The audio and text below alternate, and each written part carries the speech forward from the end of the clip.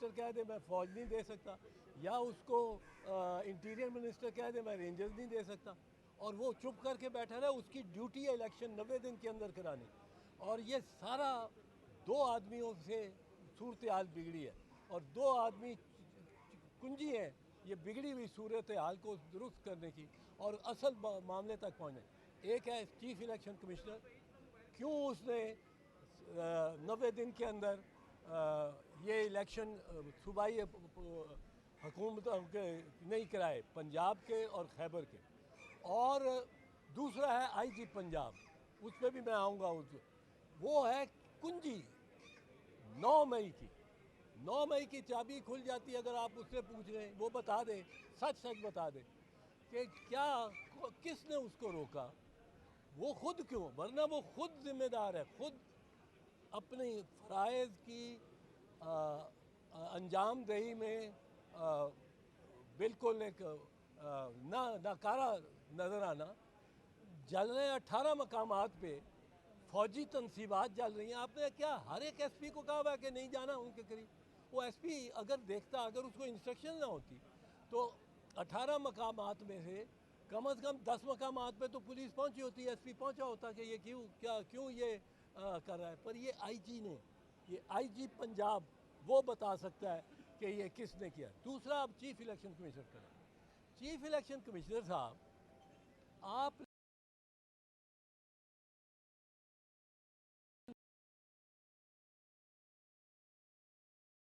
मान रही है कि वफाकी निगरान भी उनको भी परमानेंट कर लेंगे।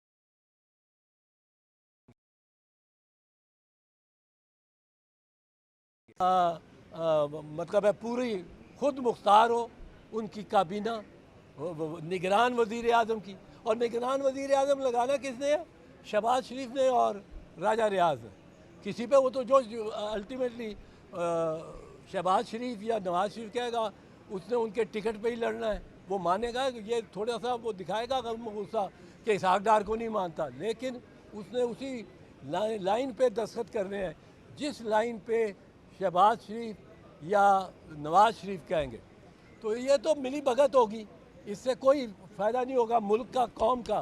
कि जो पर्पज़ है कि लीडर ऑफ द अपोजिशन और लीडर ऑफ द हाउस के दरमियान एक हम आहंगी हो और एक सोच के तहत वो एक आदमी को मुंतखब करें, नामज़द करें, जो कि कतई तौर पे गैर जानिबदार हो। यहाँ अब ये निगरान ला रहे हैं जानिबदार, और उन निगरानों को ये पंजाब और खैबर की तरह उनकी मियाद लामतनाही इनडेफिनेट। अब पंजाब का किसको पता है कब ये बैठे। और ये जो चीफ इलेक्शन कमिश्नर है, इसने उन निगरानों को नाजायज़ तौर पे मौका दिया हुआ है 90 दिन से बाद कब्जा रखने के। He should have said go home. He has to conduct elections in accordance with law and the constitution and fair and free election. So मैं ये कह रहा हूँ, और मैंने कोई माफ़ी नहीं मांगनी इलेक्शन कमीशन से। मैं अगर वो मुझे नोटिस भेजते हैं, मैं इन बातों को प्रूव करूँगा, साबित करूँगा अपनी सफाई में, और बहुत कुछ साबित करूँगा। आप वारंट निकाल देते हैं। एक आदमी, मैं तो खुद बड़ा इससे परेशान हूँ, मेरा कोई ताल्लुक़ नहीं है कोई, पर एक आदमी उसमें के खिलाफ आप 200 मुकदमे बना दें, वो कहाँ से इंसाफ हासिल करेगा? किधर? रोज़ उसको 6-7 मुकदमों में हाजिरी लगानी पड़ती है। आज भी नोटिस दिया है इलेक्शन कमीशन ने, कल उसके वारंट जारी किए हैं, नाकाबिल ज़मानत। एक पार्टी लीडर है, हमारे भी पार्टी लीडर हैं। कल आप चेयरमैन बिलावल के या सदर जरदारी के वारंट जारी कर रहे होंगे, फिर आप नवाज शरीफ के, शहबाज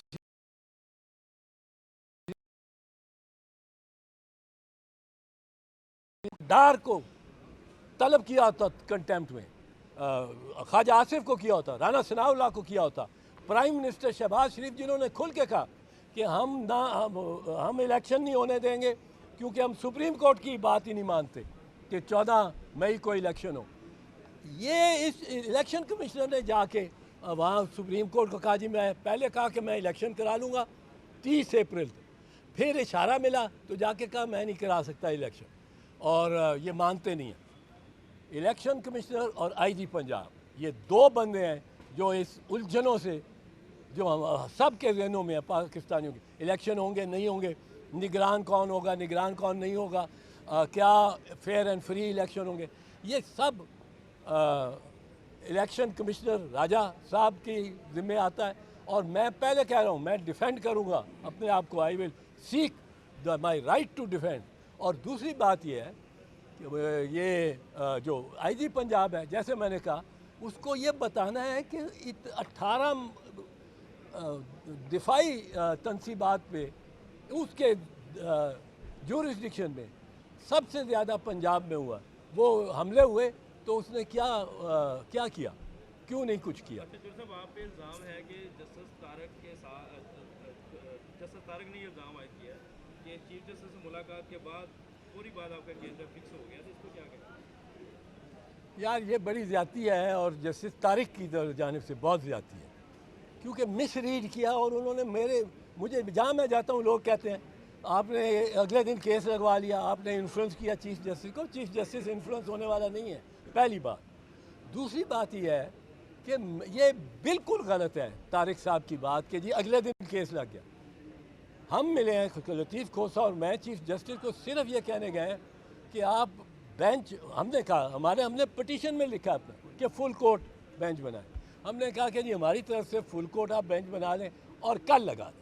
हमने कहा ये हमारी इस्तदा थी। उन्होंने कहा कल वल तो हम देखूंगा मैं कब लग सकता है, आप फारिग हैं, छोड़ो, चाय की प्याली पिला के और आ गए। अब इस पे लगा रहे हैं कि जी ये पिटिशनर क्यों गया। ये मेरा ज़ाती केस नहीं था, ये मेरा ज़ाती केस नहीं था, कोई मेरा प्लॉट नहीं था कब्ज़ा किया जा रहा, कोई गवर्नमेंट कब्ज़ा कर रही थी, कोई मुझे सर्टिफिकेट नहीं था मिलना जो इन्होंने मेरी डिग्री का कैंसिल कर दिया। ये एक पब्लिक इंटरेस्ट का केस था, ये मुफाद आमा का केस है कि फ़ौजी अदालतें सिविलियन को ट्राई नहीं कर सकती। और ये बड़ी सिंपल और सीधी इसमें मंतक है कि फ़ौजी अदालतें, अगर फ़ौजी अदालतें लग सकती मौजूदा हैं इनके तहत, तो फिर 21वीं और 23वीं तरमीम करने की क्या ज़रूरत थी फ़ौजी अदालतों को के नफाज के वास्ते, क्या ज़रूरत थी। अब ये सिंपल केस है और इसमें फ़ैसला इंशाअल्लाह फ़ौजी अदालतों के ख़िलाफ़ ही आएगा। रही ये बात कि तारिक मसूद साहब, वो कहते हैं अगले दिन लग गया। अगले दिन नहीं लगा, हफ्ते को, सैटरडे को हम मिले हैं सुबह कबल दोपहर, और ये जुमेरात को, हफ्ते और जुमेरात में कौन सा दिन हुआ, एक दिन हुआ जुमा, यानी छठे दिन ये लगे। एक दिन निकाल दो साथ में से, छठे दिन जाके ये केस लगे। अब चीफ जस्टिस ने उसमें अपना मशवरा भी किया है, लोगों से किया होगा, अपने कुलीग से बेंच बनाने का भी सोचा होगा। मैं उसमें कोई मेरा ताल्लुक़ नहीं है। और एक पब्लिक इंटरेस्ट कहते हैं जी आप फरीक हैं, फरीक पटिशनर के साथ चला गया। पटिशनर को भी जाते हैं, चीफ जस्टिस के पास आपको जाना पड़।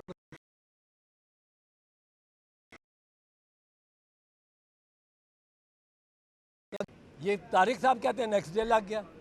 अब तारिक साहब ने मेरी इतनी रुसवाई इसमें की है, ही ओज मी एन एक्सप्लेनेशन। मैं